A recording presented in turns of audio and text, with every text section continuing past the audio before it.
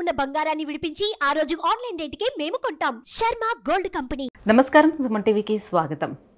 June మాసంలో ద్వాదశ రాశుల వారికి ఏ రకంగా ఉండిపోతుంది, ఎటువంటి దైవారాధన చేసుకొని ఎటువంటి పరిహారాలని పాటిస్తే వాళ్ళకి శుభయోగంగా ఉండిపోతుంది, ఈ విషయాన్ని తెలియజేసేందుకు మనతో పాటు ఉన్నారు ప్రముఖ జ్యోతిష్య శాస్త్ర పండితులు బ్రహ్మశ్రీ నందివట్ల శ్రీహరి శర్మ గారు. గురుగారు నమస్కారం.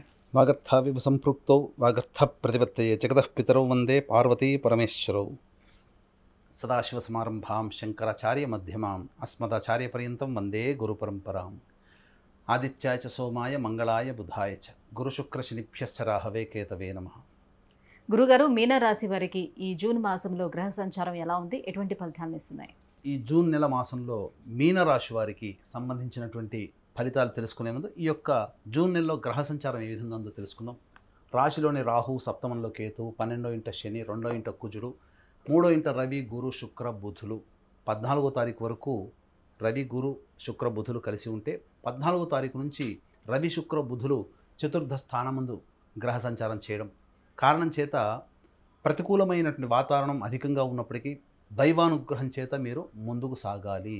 ఇది గమనించుకోండి. ఎందుకనంటే జన్మరాశి యందు, సప్తమ రాశి యందు పాపగ్రహ రాశి సంచారం, అలాగే 12వ రాశి యందు శని సంచారము, 2వ రాశి యందు కుజ సంచారం, పాపగ్రహ సంచార ప్రభావం అధికంగా ఉండడం చేత ముఖ్యంగా ముందు నొయ్యి వెనక గొయ్యి, ముందు 2 అడుగులు వేస్తే వెనక్కి 4 అడుగులు వేయడం, ఇలాంటివి అనేటువంటివి ఈ యొక్క మీనరాశి వారికి ఉంటాయని చెప్పవచ్చు.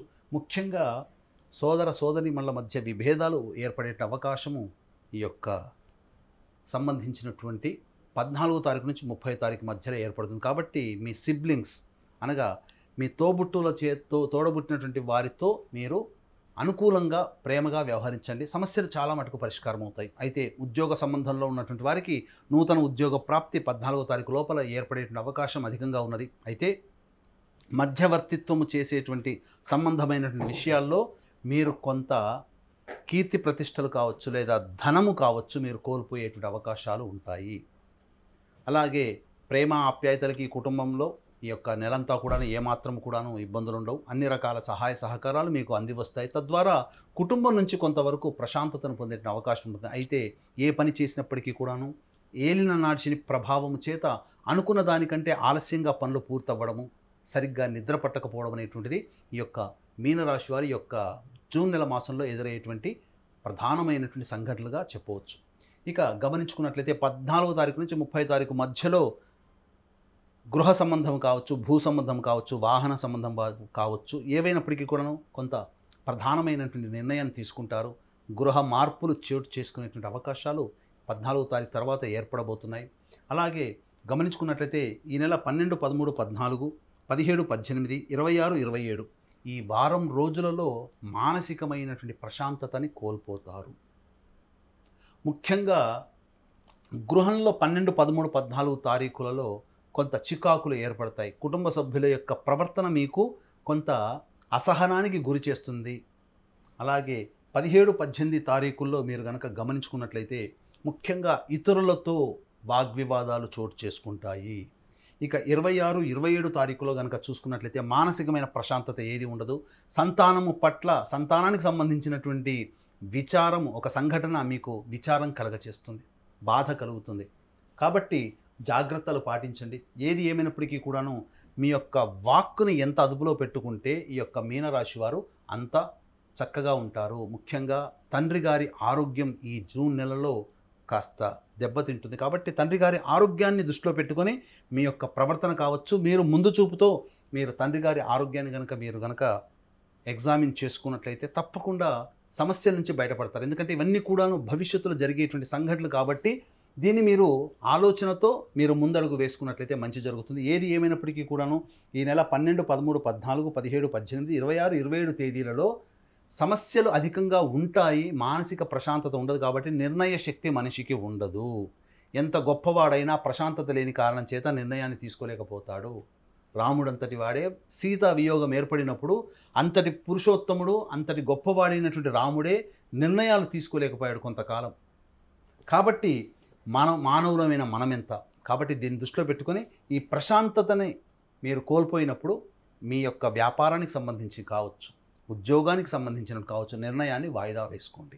ఈ తేదీలలో ముఖ్యంగా నూతన ఉద్యోగస్తులకి ఉద్యోగ ప్రయత్నాలు కొంత శుభ ఫలితాలు పొందుతారని చెప్పవచ్చు. వ్యాపార రంగంలో ఉన్నటువంటి వారికి నిరాశాజనకంగా సాగుతుంది. అధిక పెట్టుబడులు కానీ లేదా నూతన వ్యాపార సంబంధించినటువంటి ప్రణాళికను కానీ వాయిదా వేసుకొని వచ్చే నెలలో కనుక మీరు చూసుకున్నట్లయితే మంచి ఫలితాలు పొందుతారని చెప్పవచ్చు. విద్యార్థులకి ఆశించిన మేర కంటే కొంత మిశ్రమ ఫలితాలు మీరు పొందుతారు. విదేశీ విద్యకు సంబంధించిన ప్రయత్నాలు కొంతవరకు కొలిక్కి వస్తాయి.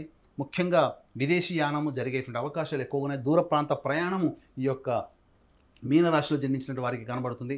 ఏది ఏమైనప్పటికీ కూడాను ఏలినాటి శని ప్రభావము ఈ యొక్క మీనరాశి వారికి ఉండడము, జన్మంలో రాహువు ఉండడం కాబట్టి మూర్ఖత్వంతో మొండితనంతో ముందడుగు వేస్తారు. ఏ యొక్క ప్రయత్నంలోనైనా కానీ మొండితనంతో మూర్ఖత్వంతో మీరు కాకుండా మీరు ఆలోచన చేసి మీ యొక్క జీవిత భాగస్వామి కావచ్చు, మీ యొక్క తల్లిదండ్రులు కావచ్చు, వాళ్ళ నిర్ణయానికి అనుకూలంగా మీరు ప్రయత్నం చేసినట్లయితే మీరు మంచిగా శుభ ఫలితాలు పొందుతారని చెప్పొచ్చు. దీన్ని దృష్టిలో పెట్టుకొని ఏలినాటి శని ప్రభావం మీనరాశి వారికి ఉంది కాబట్టి జూన్ 6వ తారీఖు రోజున ఎన్నాళ్ళ నుంచో ఎదురు చూస్తున్నటువంటి శనీశ్వర జయంతి. ఈ సందర్భంగా మా పీఠం ఆధ్వర్యంలో శనీశ్వర హోమము, అఘోర పాశుపత మంత్ర హోమంతో పాటుగా విద్యా సంబంధమైనటువంటివి, వివాహ సంబంధమైనటువంటిది, జటిలమైనటువంటి సమస్యలు, ఉద్యోగము సంబంధించినటువంటి, ఆరోగ్యం సంబంధించినటువంటి సమస్యల పరిష్కారానికి 18 రకాల హోమాది కార్యక్రమాలు కేవలం 1200 రూపాయల రుసుముతో మీ గోత్రనామాలతో జూన్ 6వ తారీఖు శనీశ్వర జయంతి సందర్భంగా చేయించడం జరుగుతుంది. కాబట్టి అవకాశం ఉన్న వాళ్ళు కార్యక్రమ తదనంతరం కాంటాక్ట్ చేసి పూర్తి వివరాలు తెలుసుకోవచ్చు. ఏది ఏమైనప్పటికీ కూడాను అనూహ్యముగా మీకు చెడు సంఘటనలు మీకు అనూహ్యంగా జరుగుతాయి. చెప్పకుండా మీకు ఈ మీనరాశి వారికి జరుగుతాయి. కాబట్టి దైవ అనుగ్రహంతో మీరు ముందడుగు వేసినట్లయితే తప్పకుండా మంచి జరుగుతుందని చెప్పవచ్చు. గురుగారు, మరి ఎటువంటి పరిహారాలని పాటించుకోవాలంటారు వీళ్ళు?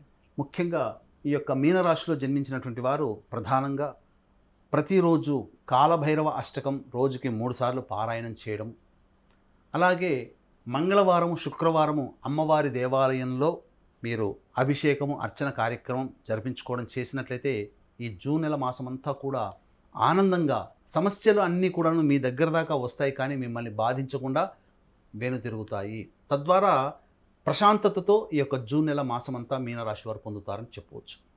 గురుగారు, మీనరాశి వారికి ఈ జూన్ మాసం అంతా ఎలా ఉండబోతుంది, ఎటువంటి పరిహారాలని పాటించుకోవాలనే విషయాన్ని తెలియజేసినందుకు ధన్యవాదాలు. సర్వం శ్రీ ఉమామహేశ్వర పరబ్రహ్మార్పణమస్తు. స్వస్తి. సుమన్ టీవీలో మీ పర్సనల్ అండ్ బిజినెస్ ప్రమోషన్స్ కోసం కింది నెంబర్కి కాంటాక్ట్ చేయండి.